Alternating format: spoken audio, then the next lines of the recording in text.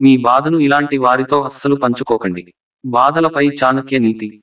ఆచార్య చాణక్యుడు గొప్ప గురువు. తన చాణక్య నీతిలో అనేక విషయాలను చెప్పాడు. జీవితంలో ఎలాంటి వారితో ఉండాలో చాణక్యుడు చక్కగా తెలిపాడు. ఆచార్య చాణక్యుడి నీతి మాటలు పాటిస్తే జీవితంలో పైకి వస్తారు. ఇప్పటి చాణక్యుడి చెప్పిన విషయాలను పాటించేవారు ఉన్నారు. మన జీవితం గురించి చాణక్యుడు గొప్ప విషయాలు చెప్పుకొచ్చాడు. ఎలాంటి వారితో స్నేహం చేయాలో వివరించాడు.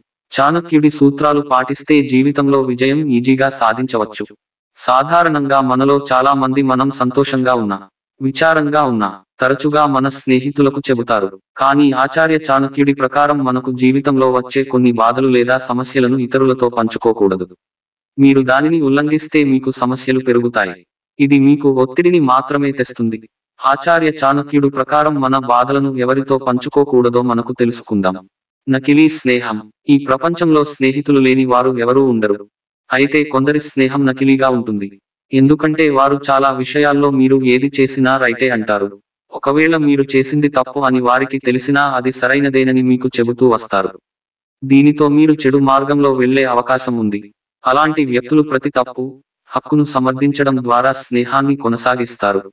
అలాంటి వ్యక్తి నమ్మదగినవాడు కాదు. అలాంటి వ్యక్తులు మీ బాధలను లేదా రహస్యాలను ఇతరులతో పంచుకోవచ్చు.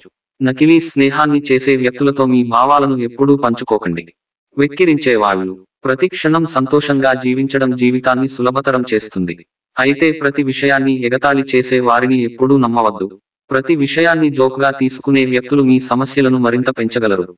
మీరు ఉద్వేగానికి లోనవుతూ మీ ఆలోచనలను చెబితే అపహాస్యం చేస్తారు. అలాంటి వ్యక్తులు మీ బాధను ఇతరులకు చెప్పి మిమ్మల్ని మరింత ఎగతాళి చేస్తారు. వారి పట్ల జాగ్రత్త వహించండి. అందరిలోనూ మీ బాధను చెప్పి వెక్కిరిస్తారు. స్వార్థపరులు. ఈ వ్యక్తులు తమ బాధలను తప్ప ఇతరుల బాధలను పెద్దగా పట్టించుకోరు. వారు తమ జీవితాన్ని అందంగా గడపాలని కోరుకుంటారు. వారు ప్రతిదానిలో తమ లాభాన్ని చూస్తారు. చాలా సందర్భాలలో ఈ లక్షణం ఉన్న వ్యక్తులు ఇతరులకు హాని చేస్తూ ఉంటారు. కాలక్రమేణా అలాంటి వ్యక్తులు మీరు చెప్పేదానిని వారి స్వంత ప్రయోజనం కోసం కూడా ఉపయోగించుకోవచ్చు. ఈ కారణంగా మీరు ఈ స్వార్థపరులకు మీ బాధలతో ఎప్పుడూ పంచుకోకూడదు. చికాకు కలిగించే వ్యక్తులు. కొంతమంది ఎప్పుడూ అభద్రతా భావంతో ఉంటారు. ఇది వారికి మీపై కోపం తెప్పించవచ్చు. కొన్నిసార్లు అసూయ కూడా కలిగిస్తుంది. ఇది వారు మీకు చెడు చేసేలా కూడా చేయవచ్చు. మీరు అలాంటి వారికి మీ బాధలు చెబితే వారు మీ విచారంలోనూ వారి ఆనందాన్ని కనుగొనడం ప్రారంభిస్తారు.